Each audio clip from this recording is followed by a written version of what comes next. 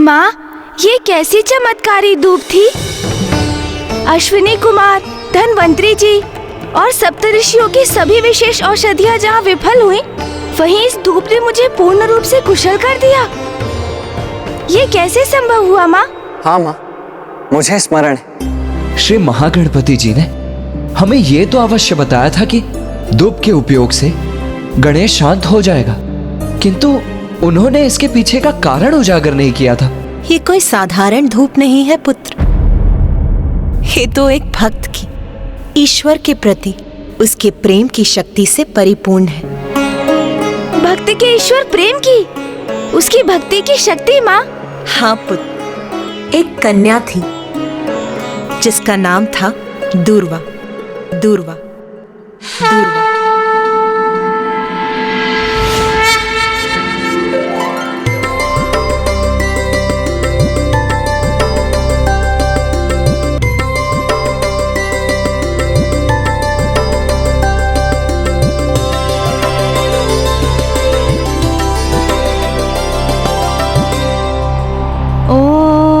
महागणाधिपति नमः।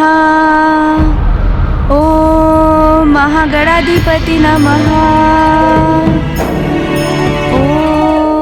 ये कैसा मंत्र उच्चारण है जिसका इतना प्रबल आकर्षण है? महागणाधिपति नमः। ये उस समय की बात है जब गणेश घोर तपस्या में लीन था। तब दूर्वा नाम की वो साधारण ब्राह्मण कन्या संयोग से वहां पहुंची और उसकी दृष्टि गणेश पर पड़ गई।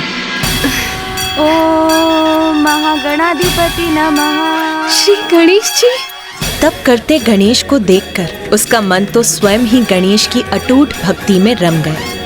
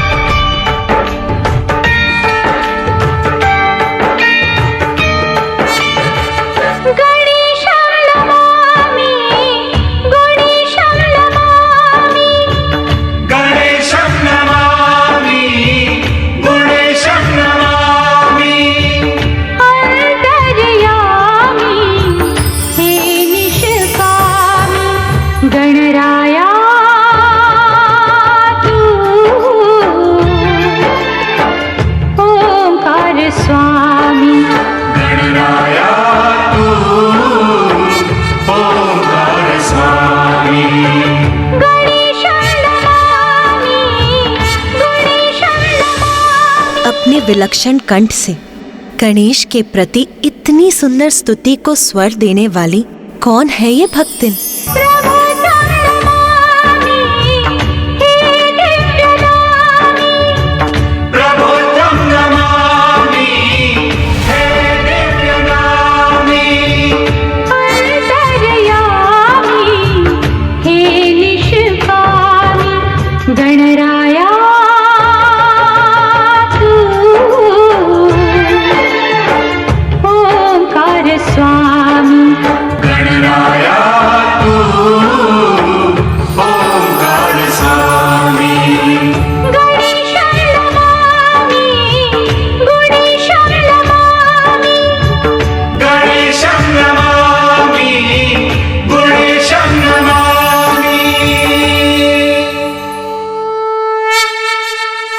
पुत्री दूर्वा,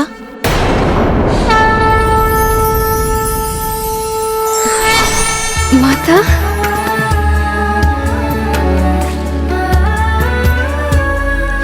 माता। पुत्री दूर्वा, तुम्हारे हृदय में क्या है ये ज्ञात है मुझे।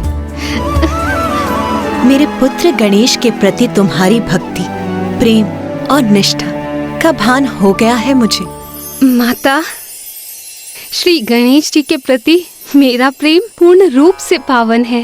उनके प्रति मेरी निष्ठा अटूट है माता। मैं तो उन्हें अपने हृदय में उतार चुकी हूँ। मैं तो श्री गणेश जी की भक्ति में लीन होकर पूर्ण रूप से तृप्त हूँ। माता, मेरी एक प्रबल इच्छा है कि मैं सदा श्री गणेश जी के साथ रहूँ। अब आप ही कोई उपाय कीजिए माता, जिससे मेरा नाम सदा के लिए गणेश जी के साथ जुड़ जाए। मैं मेरे पुत्र गणेश के प्रति तुम्हारे पवित्र प्रेम से अत्यंत प्रभावित हूँ, किंतु तुम किस रूप को धारण करके मेरे पुत्र के निकट रहना चाहती हो?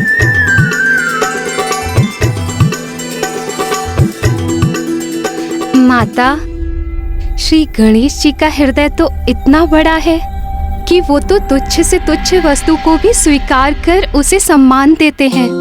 इसीलिए माता, आप मुझे तुच्छ धूप का रूप प्रदान कर दीजिए।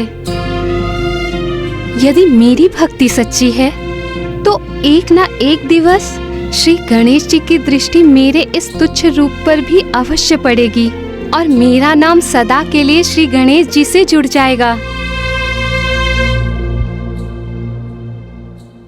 तथास्तु, तथास्तु, तथास्तु।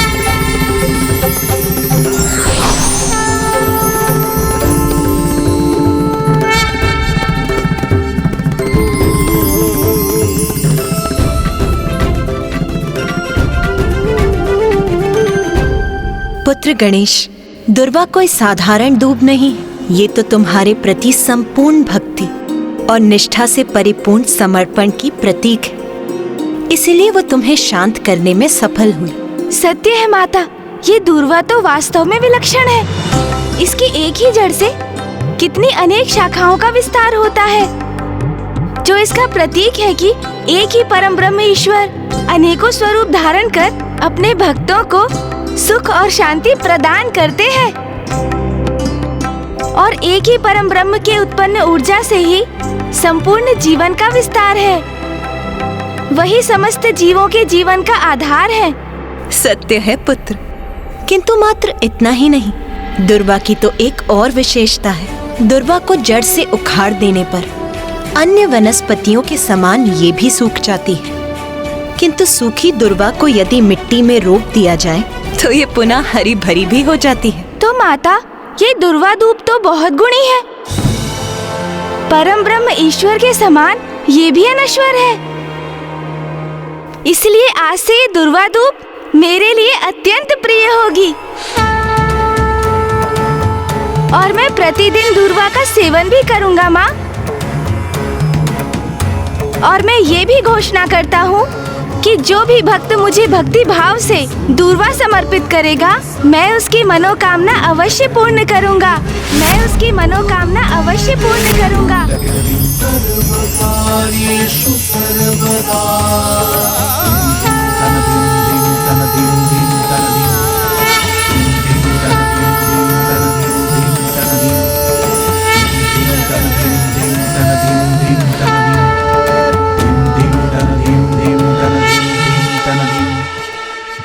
आप धन्य हैं गणेश जी।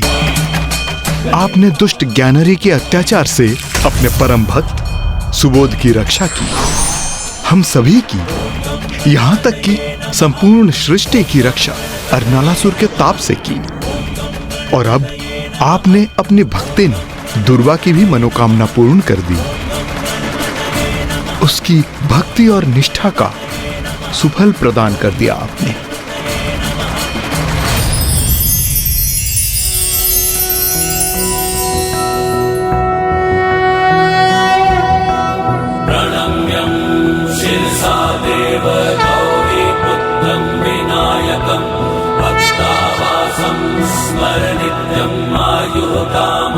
सिद्धये प्रथमं वक्रतुण्डं च एकदन्तं द्वितीयकं तृतीयं कृष्णं पिङ्गाक्षं गजवक्त्रं चतुर्थकं लम्बोदरं पञ्चमं च षष्ठं विकटमेव च सप्तमं विघ्नराजेन्द्रं धूम्रवर्ण तथाष्टकं नवमं बालचन्द्रं च दशमं तु विनायकम् एकादशं गणपतिं द्वादशं तु गजाननं द्वादशैतानि नामानि यः पठेन्नरः न च विघ्नभयं तस्य सर्वसिद्धिकरं प्रभो।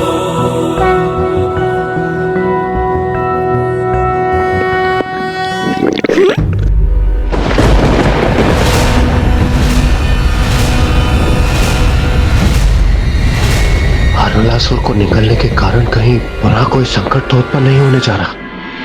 अरे अरे अरे, आप सभी चिंता मत कीजिए। लावा तो मेरे उदर में पच चुका है। ये तो मेरे भूख की गर्जना थी।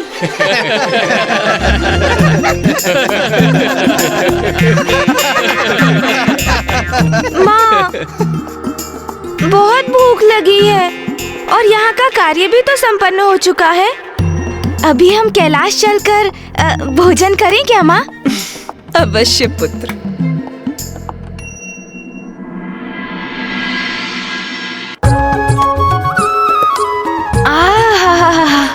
वाह माँ, आनंद आ गया। मेरा विजय भोज तो बहुत ही स्वादिष्ट था।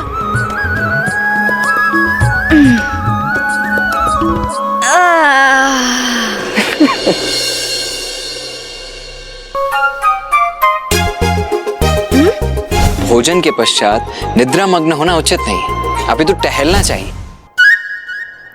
चिंता मत कीजिए भैया, स्मरण है मुझे। भोजन के बाद निद्रा में लीन नहीं हो सकता मैं तो टहलने ही जा रहा हूँ। उचित है।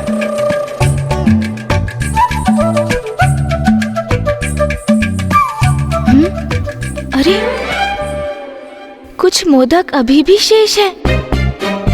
मैं ये ले लेता हूँ।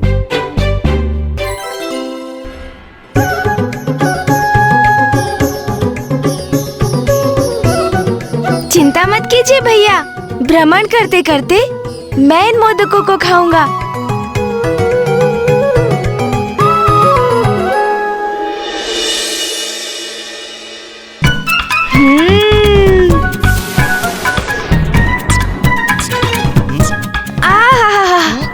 आनंद ही आ गया। माँ के हाथों की स्वादिष्ट मोदक और कैलाश पर्वत की शीतल पवन। वाह, आनंद आ गया। क्यों मूषक जी? मोदक का तो आपको ही क्या थे स्वामी, मैं तो मात्र वायु खा रहा हूँ। ओह, मैं कभी कभी कितना विचार शून्य हो जाता हूँ ना। मैंने आपसे तो पूछा तक नहीं। आहा, तो प्रभु को स्मरण हुई है कि मोदक मुझे भी प्रिय है, किंतु अभी तक प्रभु ने पूछा ही नहीं। कोई बात नहीं प्रभु, तो आप पूछ लीजिए। मुझे खेद है मूषक जी, आपको इतनी भारी टोकरी उठानी पड़ी। किंतु लीजिए, अब मैं शीघ्र इन मोदकों को खाकर इस टोकरी का भार कम कर देता हूँ, ताकि आप भी सरलता से भ्रमण कर सके।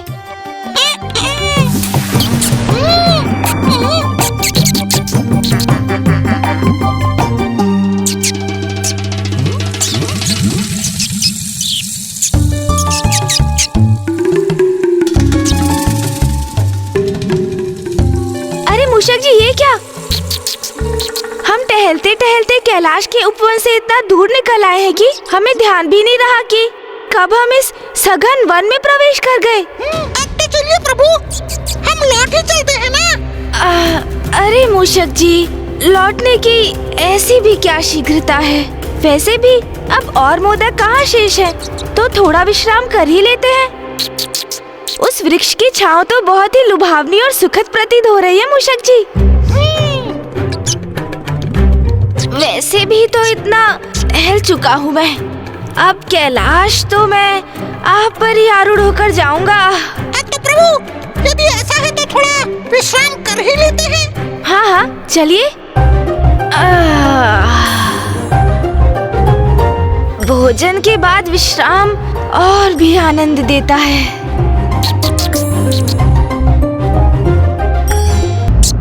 प्रभु, विश्राम अवस्था में आप कुछ कथा ही सुना दीजिए ना मुझे, जो बहुत ही रुचिकर हो और मेरा मनोरंजन भी हो जाए प्रभु। हाँ हाँ, क्यों नहीं। किंतु कहीं भूत प्रेत की कथा सुनकर आप भयभीत तो नहीं हो जाएंगे ना मूषक जी? अरे कहाँ प्रभु, आपके लिए इतने भयानक असुरों का सामना किया है, तो मात्र एक कथा मुझे कहाँ भयभीत कर सकेगी?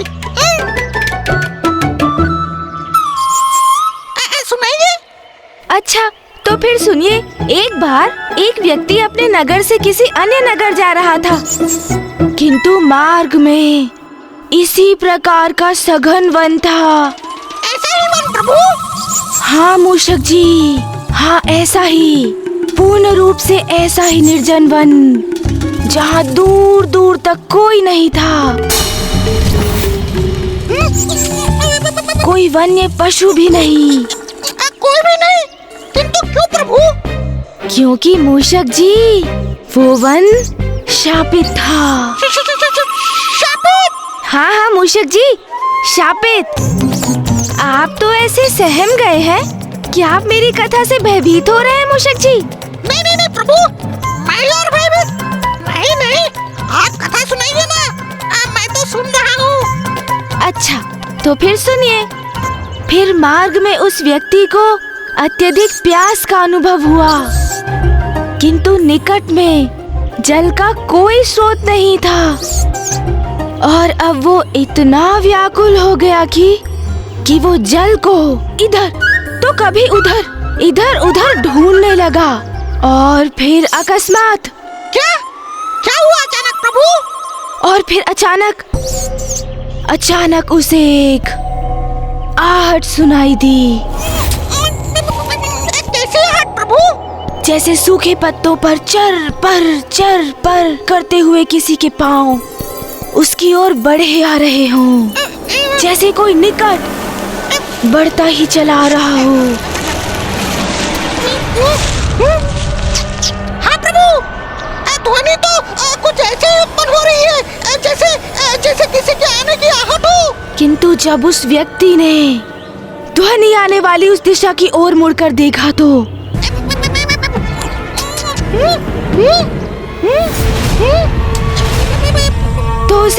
उसे कुछ भी दिखाई नहीं दिया। फिर क्या हुआ प्रभु? मूषक जी, उसे दिखाई कोई नहीं दे रहा था, किंतु आहट सुनाई दे रही थी, और वो पदचाप निरंतर उसके निकट आती जा रही थी। और तभी जैसे जलते केशों की गंध उसकी नासिका में पड़ी। जलते हुए केशों की गंध? हाँ, जब भूत पिशाच निकट आते हैं तो ऐसी ही गंध आती है मूषक जी। और तभी क्या हुआ प्रभु? और तभी उस व्यक्ति को वहाँ भूमि पर पांव के चिन्ह दिखाई दिए। किंतु विचित्र बात ये थी कि एक पांव का चिन्ह सीधा था और दूसरा उल्टा मूषक जी। क्या प्रभु? एक सीधा एक उल्टा? अच्छा समझ गया, वो दो व्यक्ति होंगे जिन दोनों का संयोगवश एक ही गांव होगा। उनमें से एक जा रहा होगा और दूसरा आ रहा होगा। नहीं मूषक जी, दोनों पांव और उनके चिन्ह एक ही व्यक्ति के थे। ये कैसे संभव है प्रभु? संभव है मूषक जी, अवश्य संभव है, क्योंकि भूत पिशाच का एक पांव सीधा होता है तो एक पांव उल्टा। ओह, अच्छा, तो फिर प्रभु? और फिर अचानक से वायु का तीव्र प्रवाह उत्पन्न हुआ। साय साय, और देखते ही देखते उस वायु प्रवाह ने बवंडर का रूप धारण कर लिया।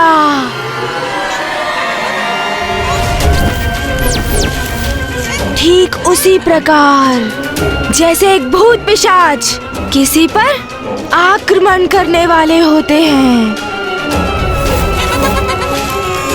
तो वो बवंडर का रूप धारण करते हैं।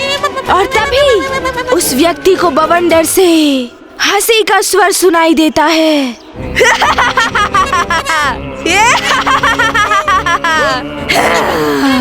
और फिर बवंडर ने उसे उठाकर पटक दिया मूषक जी।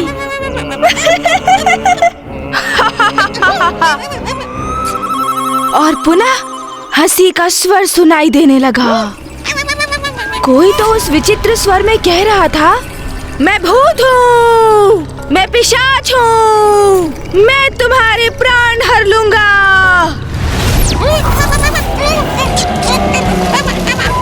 मुझे ऐसा क्यों प्रतीत हो रहा है जो प्रभु कह रहे हैं वो यहीं पे हो रहा है।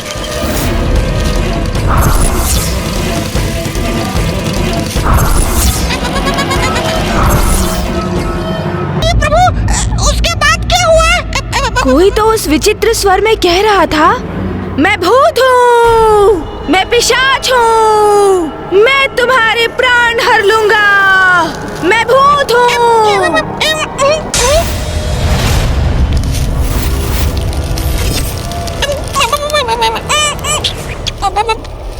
और फिर वो व्यक्ति यथाशीघ्र वहां से भागा। मूषक जी, तो वो आगे था, बवंडर उसके पीछे पीछे। वो आगे, बवंडर उसके पीछे, आगे पीछे आगे पीछे आगे पीछे। वो भागा जाए, बवंडर उसके पीछे पीछे, आगे पीछे आगे पीछे आगे पीछे।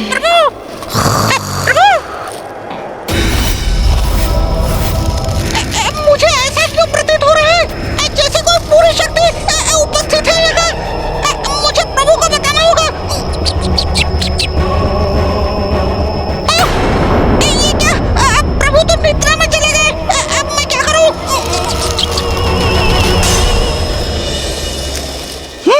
अब सब कुछ शांत हो गया।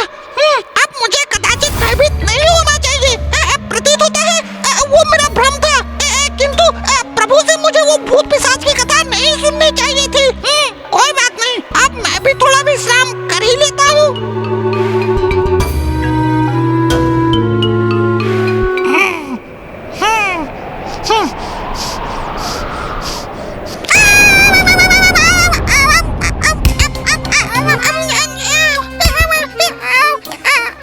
इसमें इतना भयभीत होने की क्या बात है भला?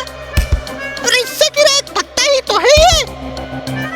और वैसे भी जहाँ स्वयं प्रथम पूज्य गणेश जी हैं, वहाँ मुझे सताने कोई भूत प्रेत भला कैसे आ सकता है? तब भ्रम ही है। कदाचित मुझे प्रभु से वो भूत पिशाच की कथा सुननी ही नहीं चाहिए थी। पुनः विश्राम करता हूँ।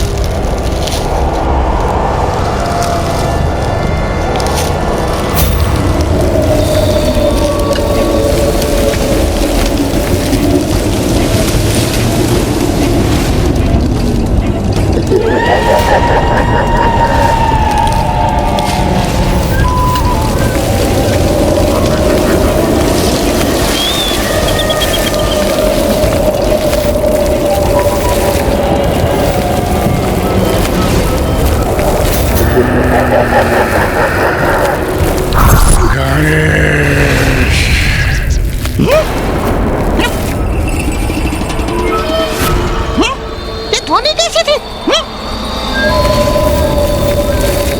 मैं व्यर्थ चिंता कर रहा हूँ। ये तो मात्र वायु का प्रवाह है, किंतु इससे उत्पन्न भय से मुझे प्यास लग गई है। किंतु एकाकी जाने का साहस नहीं हो रहा है। मुझे प्रभु के जागने की प्रतीक्षा करनी चाहिए। हे प्रभु। माँ के हाथ के मोदक, आहा, आनंद आ गया। वाह, प्रभु ने तो निद्रा में ही अपने भूख प्यास मिटा ली। प्रतीत होता है अब मुझे एकाकी ही जाना होगा। मैं हूँ प्रभु का वाहन मूषक, एक कुशल धावक, एक वीर योद्धा। फिर भला मुझे भयभीत होने की क्या आवश्यकता? मैं तो स्वयं ही सब कुछ संभाल सकता हूँ।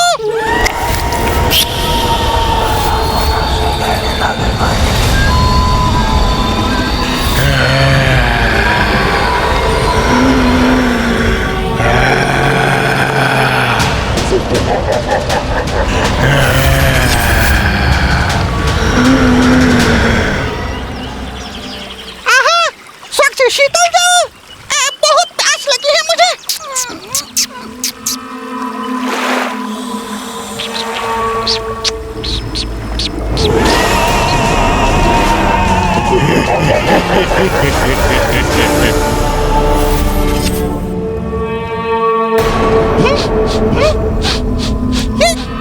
ऐसी गंध क्यों आ रही है? जैसे निकट कहीं किसी वस्तु का दहन हो रहा हो। जब भूत पिशाच निकट आते हैं तो ऐसी ही गंध आती है मूषक जी।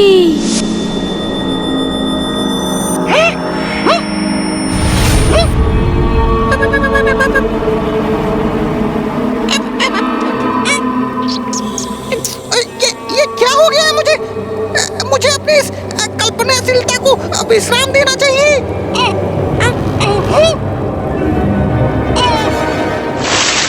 कदाचित अपने मुख पर इस शीतल जल के छिड़काव से मेरा भय दूर हो जाएगा।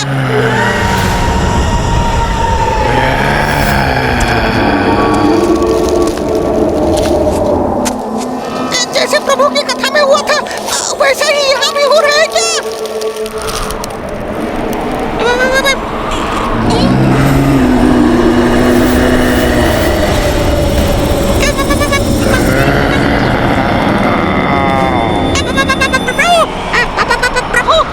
जैसे सूखे पत्तों पर चर पर करते हुए किसी के पांव उसकी ओर बढ़े आ रहे हों।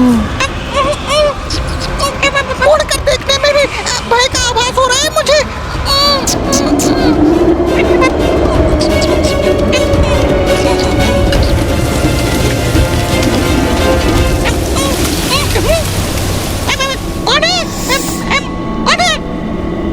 कोई नहीं है यहाँ। मुझे शीघ्र प्रभु के निकट पहुंच जाना चाहिए। वहीं सुरक्षित रहूंगा मैं।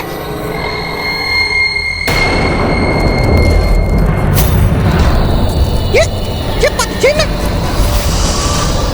क्योंकि भूत पिशाच का एक पांव सीधा होता है तो एक पांव उल्टा।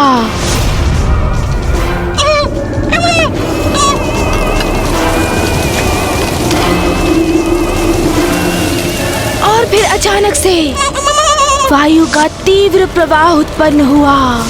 ये तो वही हो रहा है जैसे प्रभु की कथा में हो रहा था। और देखते ही देखते उस वायु प्रवाह ने बवंडर का रूप धारण कर लिया।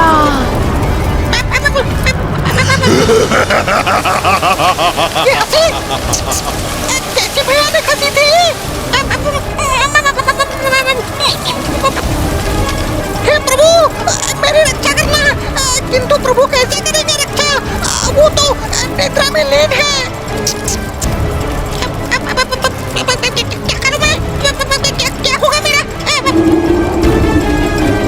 क्या हो रहा है?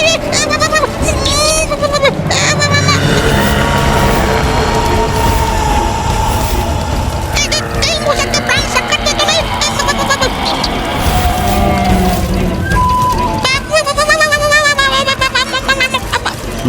स्वामी ये क्या कर दिया आपने? आपके मुख से प्रस्फुटित हुई वो कथा सत्य हो ही गई। जब भूत पिशाच किसी को मारना चाहता है तो वो बवंडर बन जाता है मूषक जी।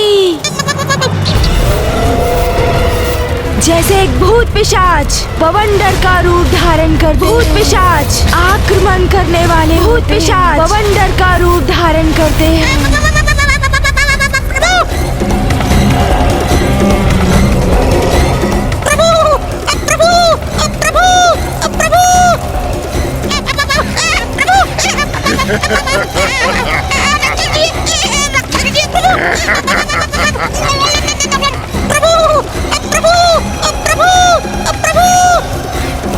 ये बवंडर तो मेरा पीछा ही कर रहा है जैसे मेरा आंधी करना चाहता हूँ। कहाँ भागोगे तुम? मैं तुम्हें पकड़ ही लूंगा।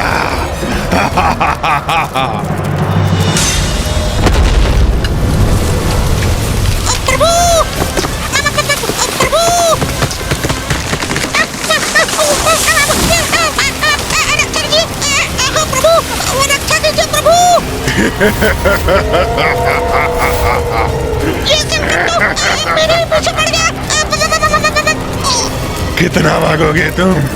मैं पकड़ ही लूंगा तुम्हें। आज तो मूषक गए प्राण से।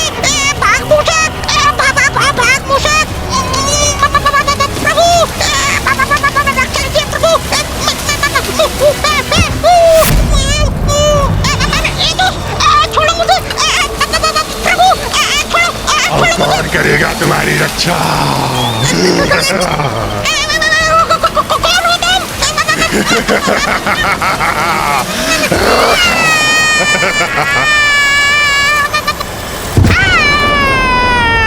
मूषक जी, थोड़ी देर और विश्राम करने दीजिए ना।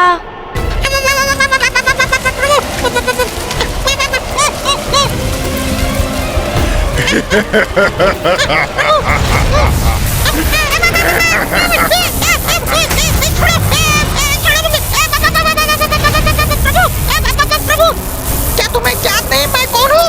मैं मूषक हूँ, प्रथम पूज्य गणेश जी का वाहन। यदि उन्हें आभास हो गया ना कि तुम मुझे सता रहे हो, वो तुम्हें कदापि नहीं छोड़ेंगे। छोड़ो मुझे।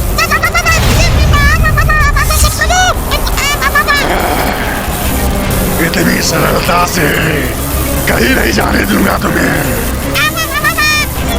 ज्ञात है मुझे कौन हो तुम, ये भी ज्ञात है कौन है तुम्हारा प्रभु, इसीलिए तो सता रहा हूँ तुम्हें।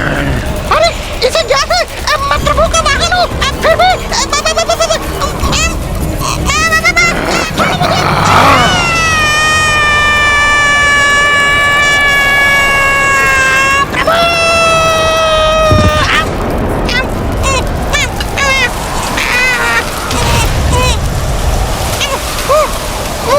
मूषक, पेड़ की शाखा को छोड़ो और नीचे आओ।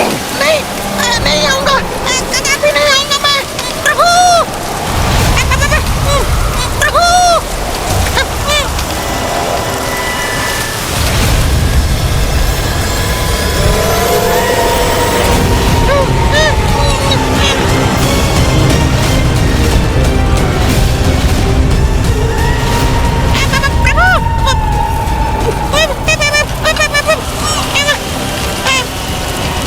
तो सब कुछ निकलता हुआ मेरी ओर ही बढ़ रहा है।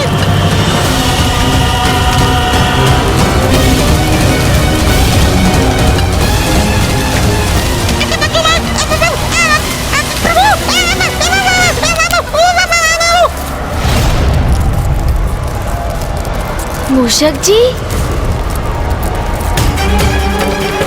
मूषक जी कहाँ चले गए? और मुझे ऐसा क्यों प्रतीत हुआ जैसे मूषक जी मुझे पुकार रहे हैं?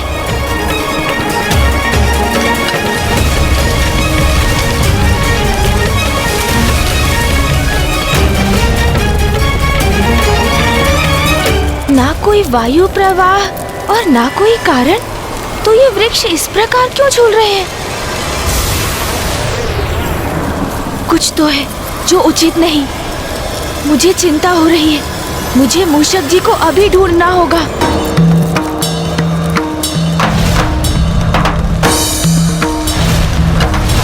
प्रभु, वो रक्षा कीजिए प्रभु।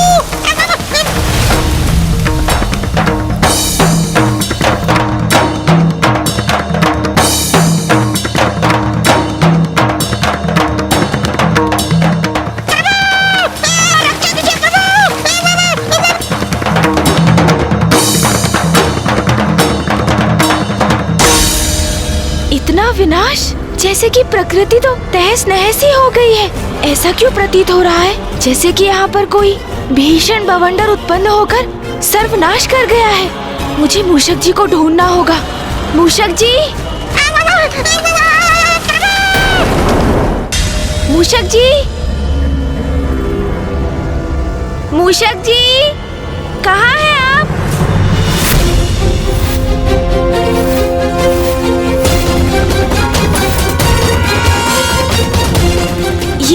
ये क्या? ये पद चिन्ह मेरी कथा के समान।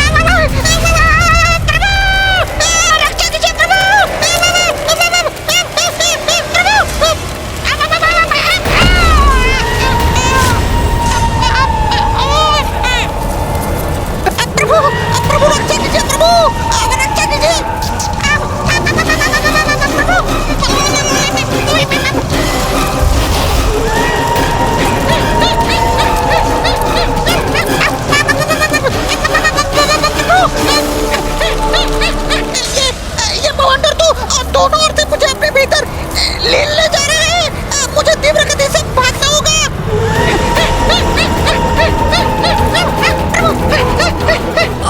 फिर वो व्यक्ति यथाशीघ्र वहाँ से भागा मूषक जी। तो वो आगे था, बवंडर उसके पीछे पीछे। वो आगे, बवंडर उसके पीछे। प्रभु, आप कहाँ हैं प्रभु? इस बवंडर से कैसे अपनी रक्षा करूँ अब मैं? रुको, कहाँ भाग रहे हो तुम? भागो मूषक!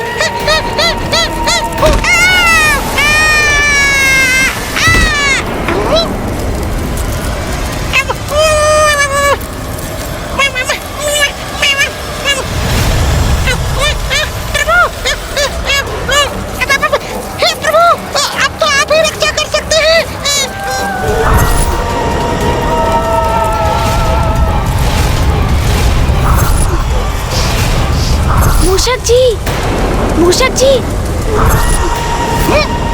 प्रभु!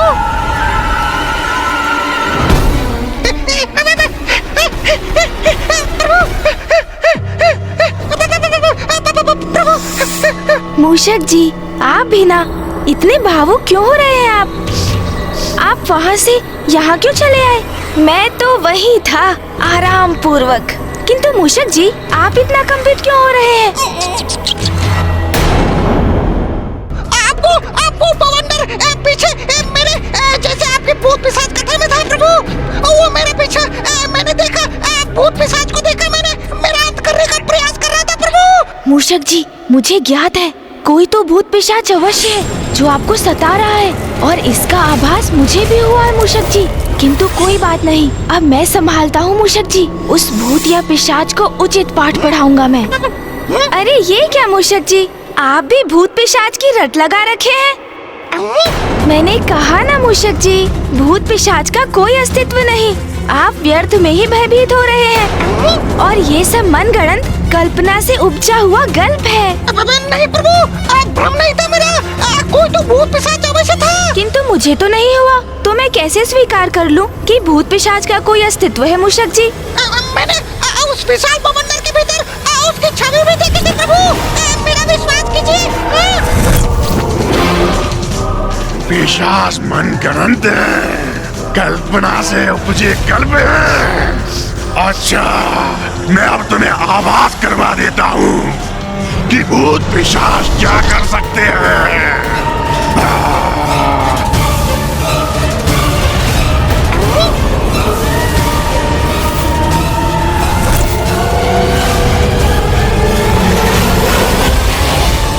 नहीं प्रभु, भूत पिशाच है, मुझे आभास हुआ था।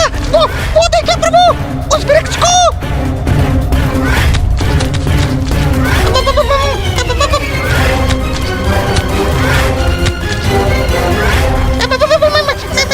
ये क्या हो रहा है? देखा प्रभु, ये सब उस भूत पिशाच का ही किया जा रहा है। अब प्रमाणित हो गया ना भूत पिशाचों का अस्तित्व। अरे मूषक जी, ये तो मात्र किसी का छलावा है। मुझे विश्वास नहीं कि ये किसी भूत पिशाच का कृत्य है। मूषक जी, यदि वास्तव में कोई भूत पिशाच होता तो चूल्हे से निकले कोयले यहाँ हमारे समक्ष गिरा कर दिखाता। अच्छा,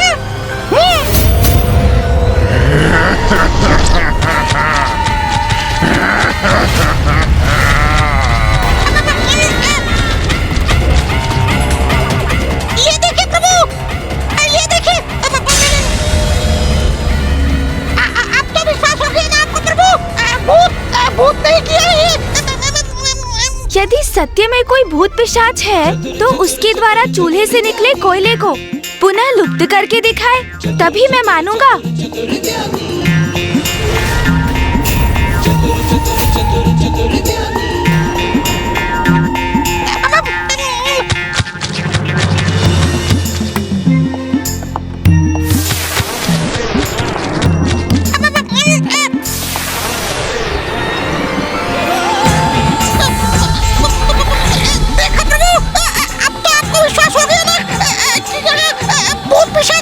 मेरी युक्ति कार्य कर रही है। अब मैं इसी युक्ति से उस भूत अथवा पिशाच को मेरे समक्ष आने पर विवश कर दूंगा।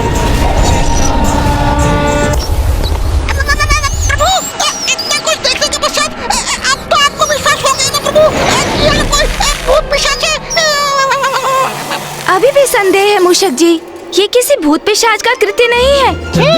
मूषक जी, जैसे चूल्हे से निकले कोयले पूर्व में अकस्मात आए थे, वैसे ही लुप्त भी हो गए। और जहाँ तक पत्तों से वृक्ष के जुड़ाव की बात है, ये भी किसी का छलावा ही है। नहीं नहीं, मुझे ये विश्वास नहीं कि ये किसी भूत पिशाच की शक्ति ने किया है।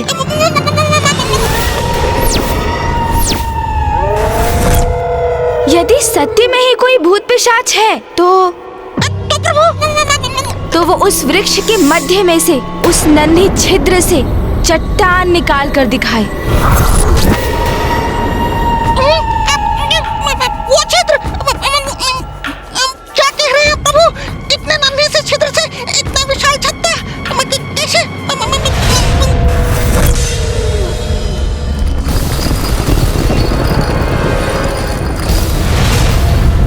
ये क्या?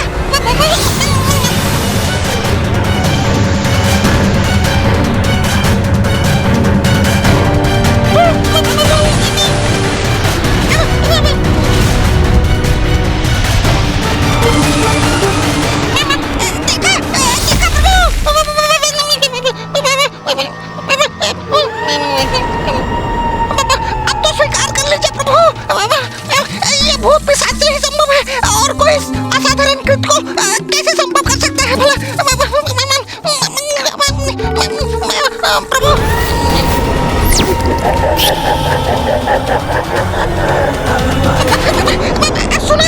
सुना आपने प्रभु?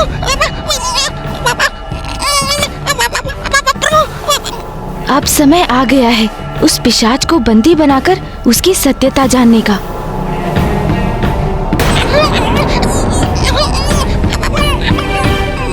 चलिए, उचित है, यदि कोई भूत पिशाच है तो इस पोटली के भीतर प्रवेश कर दिखाए।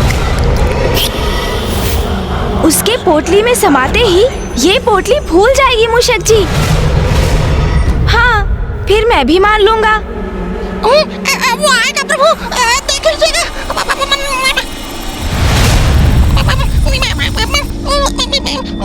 देखा मूषक जी, यहाँ कोई भूत पिशाच नहीं है। कोई नहीं? मैंने कहा था ना, ये मात्र भ्रम है।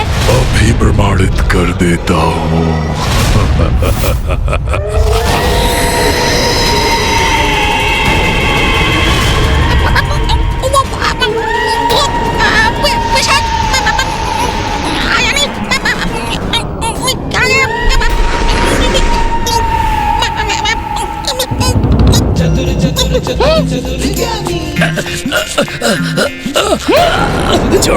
ये लीजिए मूषक जी, जो भी भूत पिशाच था और जिसने आपको कष्ट पहुंचाया, उसे हमने इस पोटली में बंद कर दिया है।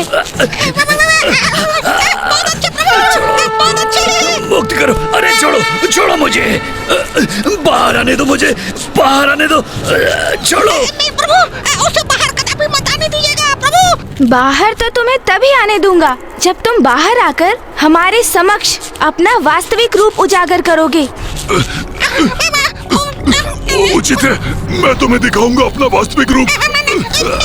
छोड़ो, उसे मुक्त मत कीजिएगा। हम किसी भूत पिशाच का कथन कैसे स्वीकार कर लें प्रभु? भूत नहीं, पिशाच हूँ मैं, और पिशाच अपना वचन अवश्य निभाते हैं। मुझे मुक्त करो।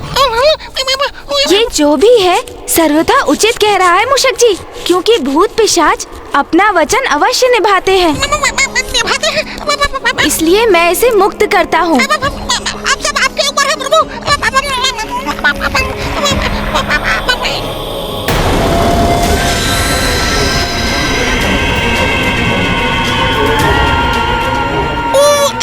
किधर गया पिशाच, किधर गया?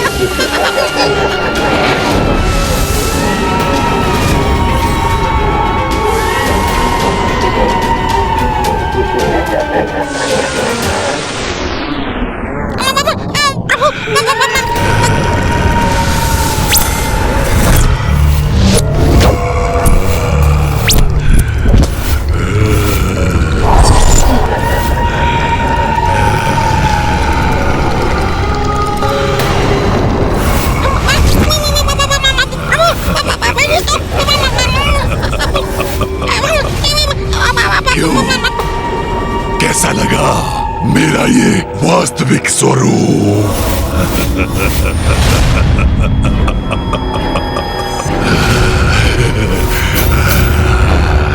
और ये भी ज्ञात कर लो, मैं जैसा हूँ उसका कारण तुम हो। तुमने ही मुझे इस भयंकर कुरूप स्वरूप में परिवर्तित किया है। मैंने? वो कैसे? रुक जाओ दुष्ट! कुमार कार्तिकेय जी! भैया यहाँ और इतने क्रोध में? मेरे भ्राता को हानि पहुंचाने आए हो तुम? मैं तुम्हारा अंत कर दूंगा।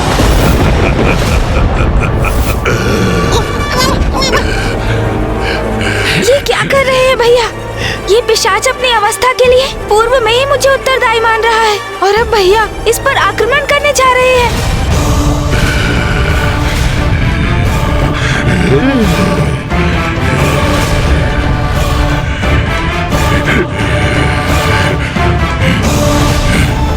भैया तो बहुत आक्रामक मुद्रा में है और प्रतीत हो रहा है जैसे ये पिशाच भी पीछे नहीं हटेगा। दुष्ट! तुम्हें ज्ञात भी है तुम कितने बड़े संकट को आमंत्रित कर रहे हो? किससे उलझ रहे हो? ये कोई और नहीं, स्वयं महादेव पुत्र प्रथम पूज्य गणेश है। कुमार कार्तिकेय जी अत्यंत क्रोधित है। तुम्हें तो भैया रुकिए। नहीं गणेश, आज मैं तुम्हारी एक नहीं सुनूंगा। इस दुष्ट उद्दंड पिशाच पर अपना प्रहार अवश्य करूंगा मैं। आइए, क्यों नहीं, कीजिए प्रहार कीजिए। आप ही मेरा वध कर दीजिए जैसे पूर्व में आपके भ्राता ने किया था। उसी प्रकार आप भी मेरा अंत करने का आनंद लीजिए, आनंद लीजिए।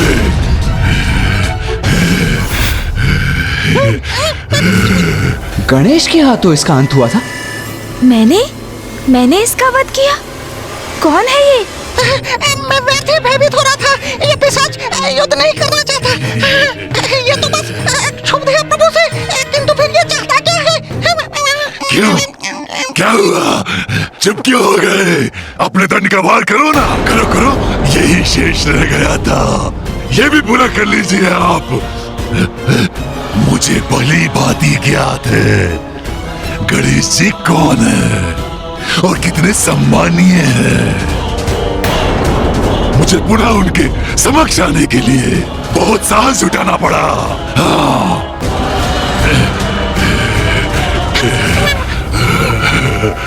कौन है ये पिशाच? किंतु पिशाच, तुम तो मेरे पीछे पड़े थे, मुझे क्यों हाथ करना चाहते थे तुम? पिशाच हूँ, कुछ तो अवश्य सताऊंगा ना। और वैसे भी मैं ये सब कुछ गणेश जी का ध्यान अपनी ओर आकर्षित करने के लिए कर रहा था। वैसे तो ये भी सत्य है, तुम अत्यंत स्वादिष्ट प्रतीत होते हो। इस पिशाच का कोई विश्वास नहीं, कब मेरा आहार करने पुनः मेरे पीछे पड़ जाए। मैं तो प्रभु के पीछे ही सुरक्षित हूँ। अच्छा, अब रुको। तुम मूषक जी से वार्तालाप करने तो यहाँ नहीं आए हो ना? तो अपना परिचय दो, बताओ कौन हो तुम? कौन हो तुम? मैं अपना परिचय अवश्य दूंगा गणेश जी, किंतु उसके पूर्व आपको मुझे एक वचन देना होगा कि आप मेरी सहायता करेंगे।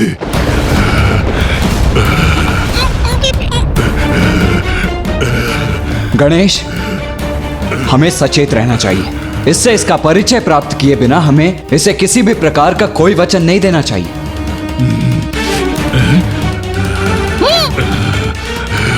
भैया, मुझसे सहायता प्राप्त करना यदि इसके लिए आवश्यक नहीं होता तो ये इस प्रकार यहाँ आकर मुझसे सहायता की गुहार नहीं लगाता भैया। और फिर ये जो भी है यहाँ मेरे शरणार्थी के रूप में आया है,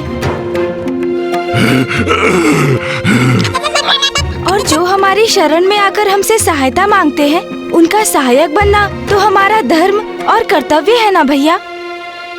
उचित कहा आपने, उचित कहा। सर्वथा उचित कहते हैं प्रथम पूज्य गणेश जी। आपने मुझे वचन दिया है, आप मेरी सहायता करेंगे और मेरी सहायता करना आपका धर्म है, आपका कर्तव्य है। इसीलिए तो मैं आपसे आपका वचन मांग रहा हूँ कि आप मेरी सहायता करेंगे, आप मुझे निराश नहीं करेंगे।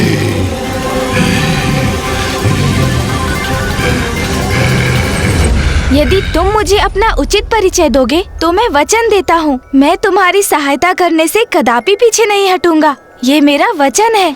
उचित है फिर। आप मुझे मेरे इस रूप में पहचानने में असमर्थ हैं। मैं ज्ञानी हूँ, ज्ञानी, ज्ञानी, ज्ञानी। ज्ञानारी? आपने मेरा वध किया था।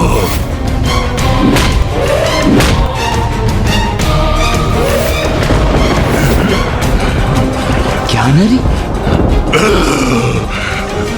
त्रिलोक विजेता असुर राज ज्ञानारी के पुत्र को इस प्रकार धरती पे बिठाने का दुस्साहस कैसे किया तुमने? इतना अहंकार था मुझे अपने बल पर। स्वयं को संसार का नवीन ईश्वर घोषित किया था मैंने। अब देखिए, देखिए मुझे, उसके परिणाम स्वरूप क्या दुर्दशा हो गई है मेरी। तुम जिस योग्य थे वही परिणाम हुआ है तुम्हारा। अपने पापों के कारण ही ऐसी अवस्था हुई है तुम्हारी। उसके लिए तुम गणेश को दोष नहीं दे सकते। मैं कहाँ गणेश जी को दोष दे रहा हूँ कुमार कार्तिकेय। मैं तो मात्र इतना कह रहा हूँ कि गणेश जी ने मेरा वध किया और मेरे दुष्कर्मों के कारण मेरे पुत्र ने मेरे अंत के पश्चात मेरा अंतिम संस्कार और श्राद्ध नहीं किया।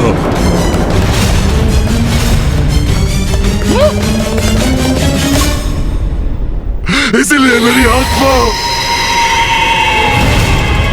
अरे कहाँ चला गया ये ज्ञानारी? ये दुष्ट अचानक अदृश्य क्यों हो गए? कदाचित हमें सावधान रहना चाहिए।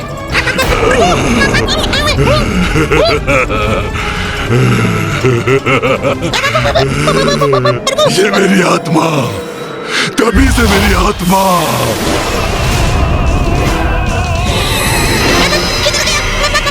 और इसी प्रकार भटकते भटकते मैं पिशाच बन गया हूँ।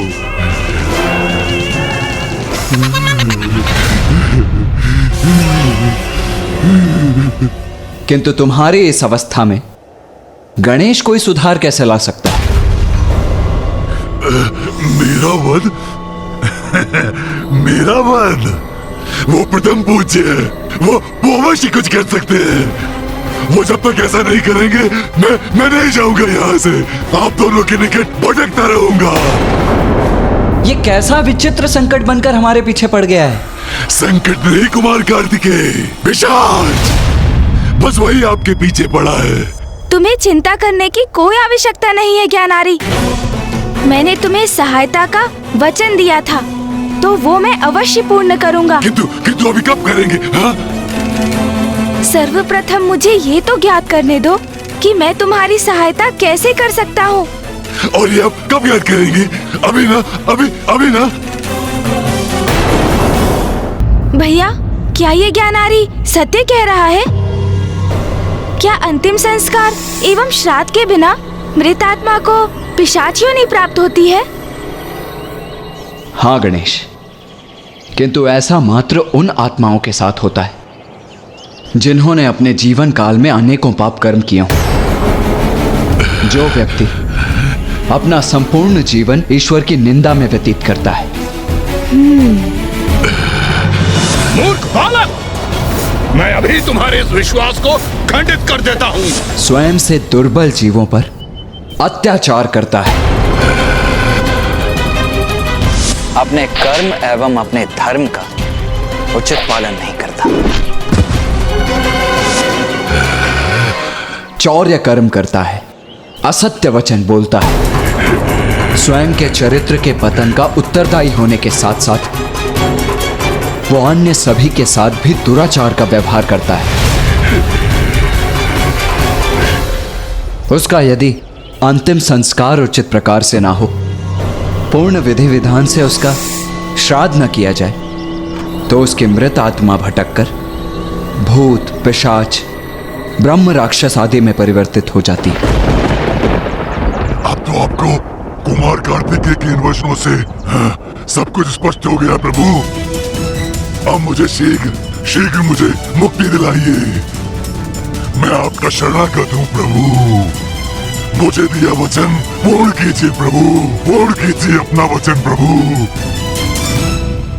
ज्ञानरी, यदि तुमने पूर्व में ही गणेश की प्रभुता को स्वीकार कर उसकी शरणागत हो गए होते, तो आज तुम्हें इतने कठिन समय का सामना नहीं करना पड़ता। भैया, ये पिशाच योनि में क्यों है, ये तो मुझे स्पष्ट हो गया है। किंतु अब ज्ञानारी को मुक्ति कैसे प्राप्त होगी, उसका भी तो उपाय सुझाइए।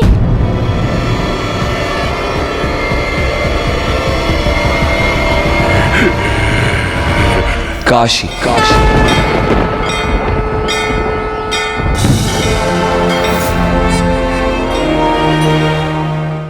एकमात्र काशी ही वो पुण्य स्थली है जहां ये संभव है। मोक्षदायिनी काशी में तो सभी को मोक्ष प्राप्त हो जाता है। उचित है भैया, तो आप ये भी बताने की कृपा करें कि काशी में ऐसा क्या विशेष है। काशी वो धर्म स्थली है जो पिताश्री महादेव को सर्वाधिक प्रिय है। वो पावन नगरी है जिसका कण कण शिवमय है, जिसका कभी विनाश नहीं होता, जो सृष्टि के पूर्व भी और प्रलय के उपरांत भी अपने स्थान पर स्थिर रहती है। वो काशी जिसकी रचना तो स्वयं पिताश्री महादेव एवं मां आदि शक्ति ने की है। स्मरण करो गणेश, माता श्री महाकाली ने स्वयं अपने श्रीमुख से हम सभी को ये कथा सुनाई थी। ये उस समय की बात है जब प्रलय के पश्चात संसार में कुछ भी शेष नहीं रहा था। तत्पश्चात पिताश्री महादेव एवं मां आदि शक्ति ने अपना दिव्य अर्धनारीश्वर रूप प्रकट किया। मां की शक्ति और पिताश्री के तप से सृष्टि का प्रारब्ध हुआ। उस समय मात्र जल ही जल था, जिससे अति बलशाली शेषनाग जी का उत्सर्जन हुआ, जिस पर स्वयं नारायण विराजमान थे। और नारायण की नाभि से एक दिव्य दंडिका उत्पन्न हुई, जिसके अग्रभाग के एक कमल के पुष्प पर ब्रह्मदेव विराजमान थे। नारायण को जगत के पालनहार होने का दायित्व संभालना था, किंतु वो गहन निद्रा में लीन थे, जिस निद्रा से उन्हें जागृत करने हेतु माता महामाया ने दो असुर मधु और कैटभ को उत्पन्न किया। और वो दोनों माता महामाया के आदेश पर विष्णुदेव से युद्ध करने निकले, और तब उनकी दृष्टि ब्रह्मदेव पर पड़ी। वो ब्रह्मदेव का उपहास करने लगे। उठिए नारायण। ब्रह्मदेव ने नारायण को पुकारा और नारायण निद्रा से बाहर आ गए। फिर उन्होंने मधु और कैटभ का वध किया। इन दोनों असुरों के तन के अवशेष जल में गिरे और दोनों के जुड़ाव से पृथ्वी का निर्माण हुआ, जो क्रमशः ठोस होती गई। तब विष्णुदेव और ब्रह्मदेव ने महादेव की अर्चना कर उनसे विनती की कि वो एक ऐसे स्थान को उत्पन्न करें जहां उनके सभी भक्त, जिसमें विष्णुदेव और ब्रह्मदेव भी सम्मिलित होकर उनकी प्रार्थना कर सके। और तभी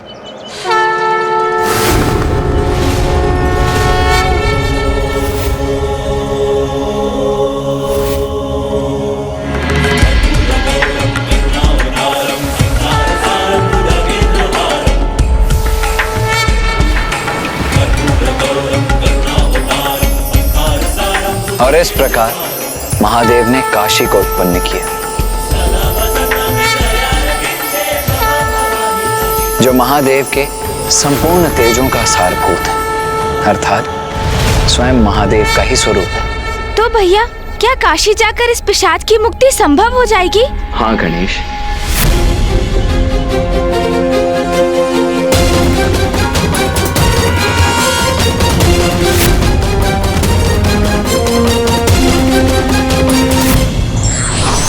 ईश्वर जीवन देते हैं तो मुक्ति का मार्ग भी परस्त करते हैं, किंतु प्राणी का कर्म उसकी मुक्ति का द्वार खोलता है।